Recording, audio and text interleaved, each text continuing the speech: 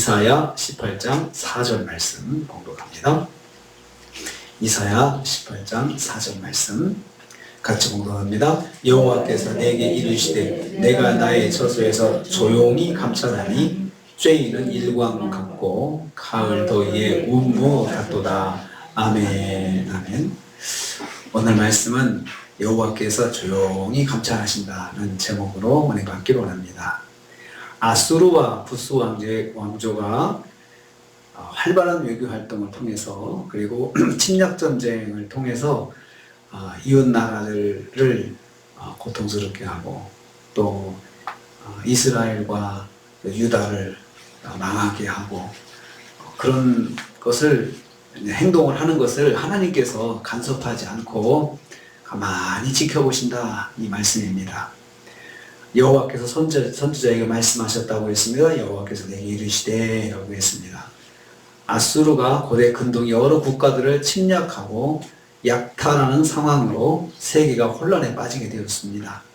애굽은 생존을 위해서 외교력을 동원해서 주변 나라들과 동맹전선을 맺고자 노력하였습니다.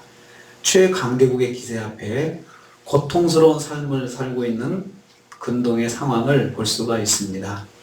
하나님께서 이러한 상황에 대해서 선지자에게 말씀하고 있는 것입니다. 선지자가 하나님의 말씀을 대언하고 있기 때문에 대언하는 선지자에게는 하나님의 뜻을 밝혀주시는 것입니다. 대언하는 선지자도 마음에 고통을 가지고 있으면 하나님께서 아시고 있기 때문입니다. 그러니까 선지자도, 이사야 선지자도 이 말씀을 전하면서 전하는 말씀의 내용은 유다가 망한다, 또 이웃 나라가 이렇게 동맹을 맺으려고 할 것이다, 또 아수르가 어떻게 될 것이다, 이러한 것들을 쭉 알고 이야기하는 본인은 사실 좋은 소식이 아니기 때문에 전하면서도 마음에 부담도 되고 참 먼저 듣고 있는 선지자는 마음이 고통스러울 것입니다. 그래서 하나님께서는 선지자에게 하나님의 뜻을 미리 알려주시는 것입니다. 선지자가 믿음으로 대언의 사명을 감당할 수 있도록 하나님께서 인도하시는 것입니다. 여기서 우리는 깨닫는 것이 있습니다. 하나님은 하나님의 사람에게 하나님의 마음을 알려주신다는 거죠. 그렇다고 해서 선지자가 100% 하나님의 뜻을 다 아는 것도 아닙니다. 조금 이야기해 주시면서 그래도 사역하는 데 있어서 힘을 내도록 하나님께서 인도하시는 것입니다. 두 번째로 여호와께서 조용히 감찰하시겠다고 했습니다. 내가 감찰하겠다, 감찰한다 라고 했습니다. 감찰한다는 이 샤카트는 골똘히 바라본다는 뜻입니다. 상황에 간섭하지 않고 잠잠히 지켜보신다는 뜻입니다. 그러니까 하나님 백성이 고통당할 때 하나님께서 즉각적으로 개입하셔가지고 거기에 대해서 심판하시고, 아수르가 악을 행할 때 즉각적으로 간섭하셔가지고 그걸 징벌하시고 그렇게 하셔야 되는데 하나님께서 가만히 계시겠다 말씀합니다. 조용히 감찰하신다고 했습니다. 조용히, 내가 조용히 감찰함이, 이렇게 말씀했죠. 편히 쉬면서 감찰하신다, 손 놓고 가만히 계신다는 것입니다. 강대국 바벨론과 또 이어서 아수르가 이스라엘과 유다를 침략해서 온갖 만행을 저질러도 하나님께서는 막지 않으시고 잠잠히 지켜보시겠다는 말씀입니다. 아수르가 유다를 침략해서 성전을 파괴해도 잠잠히 지켜보시겠다는 뜻입니다. 아수르를 견제하기 위해서 부스 왕국의 외교적 노력을 다해도 간섭하지 않고 가만히 계시겠다는 말씀입니다. 하나님은 하나님의 때가 이를 때까지 잠잠히 지켜보시며 간섭하지 않으시는 것이 하나님의 모습 중에 한 모습입니다. 하나님은 하나님의 때를 계획하시면서 기다리시는 분이십니다.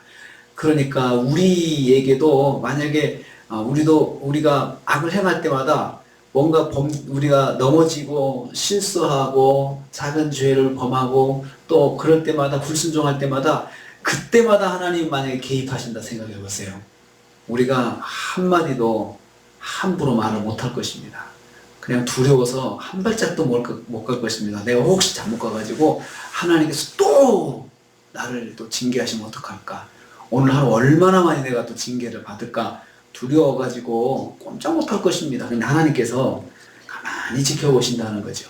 하나님의 백성들을 가만히 지켜보실 때는 기회를 주시고 하나님께서 회개할 수 있는 시간을 주신다는 그런 말씀을 우리가 들었습니다. 악을 행하는 사람을 또 가만히 지켜보시는 것은 또 왜 그러실까? 거기에 대해서 오늘 말씀하고 있습니다. 하나님은 무익을 때까지 기다리시는 것입니다. 쬐이는 일광같이 가을 더위의 운무같이 감찰하신다고 했습니다. 쬐이는 일광은 추수를 기다리며 내리쬐는 햇볕을 말합니다. 들판에 내리쬐는 햇볕이 익어가는 곡식을 풍성하고 알차게 만들어가는 것을 비유하고 있습니다. 그러니까 햇빛이 뜨겁게 꾸준히 가을에 이렇게 비치면은 그 이제 이 햇빛이 이 곡식을 더 튼실하게 만들어 주잖아요. 그러면서 가을 더위 운무가 또 더해지는데 가을 더위의 운무는 추수 때 내리는 이슬을 말합니다. 밤에 내리는 가나안의 풍성한 이슬은 낮에 비치는 햇볕을 받은 곡식이 더 튼실하도록 도와주는 역할을 합니다. 저녁에는 충분한 수분이 공급되고 낮에는 뜨거운 햇빛이 충분히 공급되면은 그냥 곡식이 말라 죽지 않고 아주 그냥 햇빛을 받으고 탱탱하게 자라는 거잖아요. 그런 것처럼 악인을 탱탱하게 자라도록 놔두신다는 거예요. 그러면 어떻게 돼요? 죄가 확실해지잖아요. 죄가 확실해지잖아요. 그냥 변명하지 못하는 죄인이 되는 거예요. 어쩌다 한번 실수한 거에 대해서는 기억이 안 난다고 이야기하잖아요. 그렇지만 계속해서 그냥 풍성하게 죄를 행하고 살면 나중에 심판대 앞에 섰을 때 네 죄를 네가 알렸다라고 하면 유구무원이죠. 할 말이 없는 거죠. 하나님께서 그렇게 하시겠다는 거죠. 이처럼 악인의 번성을 무르익는 곡식이 추수 때를 위해 자라는 것 같이 그렇게 하나님께서 놔두시겠다 그렇게 말씀하십니다.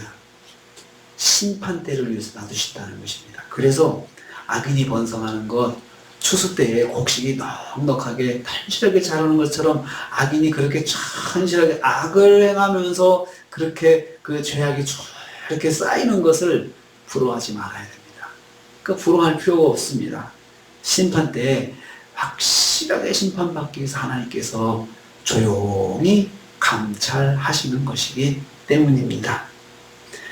하나님은 심판받을 악인이 제대로 심판을 받을 수 있도록 때를 기다리십니다.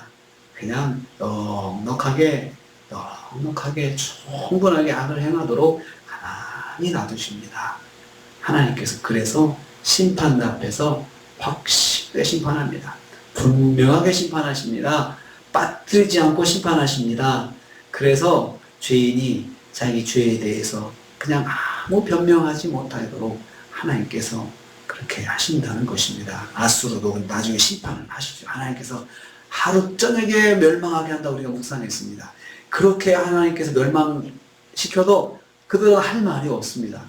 자기들이 하나님의 말씀하신 대로 멸망당하고 왜 멸망당하는지도 하나님께서 말씀하셨기 때문에 그렇습니다. 그래서 거기에 대해서 억울하다 말할 수 없게 하신다는 것입니다. 오늘 말씀은 하나님은 가만히 감찰하신다. 악인들의 죄악도 왜 이렇게 죄를 범하는 사람이 저렇게 잘되고 그럴까? 하나님께서 가만히 감찰하시는 것입니다. 그래서 우리는 그걸 보면서 하나님께서 나에게도 가만히 감찰하실 때가 있는데 우리는 압니다. 그때가 바로 내가 회개할 때라는 거. 빨리 깨닫고 하나님 앞에 돌아가는 것, 또 우리한테는 그런 기회를 주시는 것입니다. 오늘 말씀 기억합니다. 하나님 조용히 감찰하시는 하나님. 그 하나님이 오늘도 세상을 다 감찰하십니다. 세상 속에는 온갖 악한 만행들 하나님 조용히 감찰하시면서 쌓아놓고 계십니다. 우리는 이걸 통해서 기도합니다. 하나님 감찰하시는 하나님께서 다 기억하시고 하나님께서 다 갚아주시기를 기도할 수 있습니다. 또 한편 나를 가만히 감찰하시는 하나님께는 하나님은 나한테 회개의 기회를 주시는 은혜의 시간이라는 것을 우리가 기억하고 오늘도 하나님 말씀 기억하고 말씀과 동행하시면서 승리하시는 저희 여러분 되시기를 주님의 이름으로 축복합니다. 주님 감사합니다.